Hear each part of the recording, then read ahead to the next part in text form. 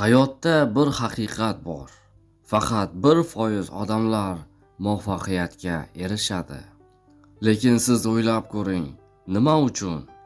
1% bo'lish uchun daholik shart emas. Millionlab pul yoki alohida iste'dod ham shart emas. 1% bo'lish uchun bitta narsa kerak. O'zingizdan kechmaslik. Ko'pchilik orzu qiladi, lekin orzular hech narsani o'zgartirmaydi. Orzular harakat bilan yonmasa, ular faqat chiroyli tasavvur bo'lib qoladi.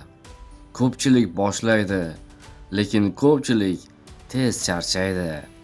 Dastlabki qiyinchilik, birinchi muvaffaqiyatsizlik, atrofdagilarning kulgusi, shularning bari ularni yo'ldan qaytaradi.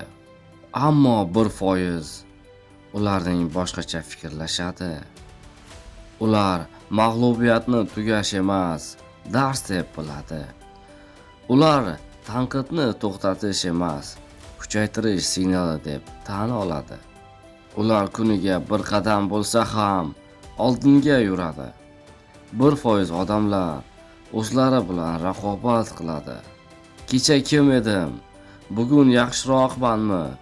Ertaga bundan ham kuchli bo'la olamanmi?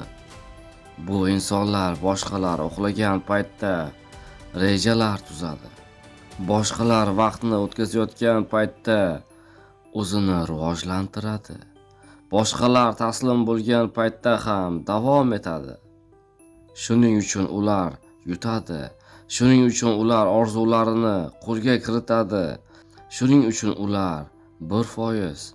Eshiting, sizda ham aynan shu kuch bor. Siz tug'ilgansiz, demak imkoniyat ham siz bilan tug'ilgan.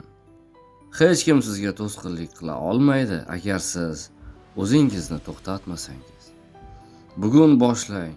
Katta qadam kerak emas. Kichik bo'lsa ham, ammo har kuni. O'zingizga ishoning. Sabrlik bo'ling. Davom eting va bir kun keladi. Ammo odamlar sizga ham qarab aytadi. U hammasini uddaladi. U 1% ichida. Ammo o'sha kuni siz bilasiz, bu mo'jiza emas. Bu omad emas.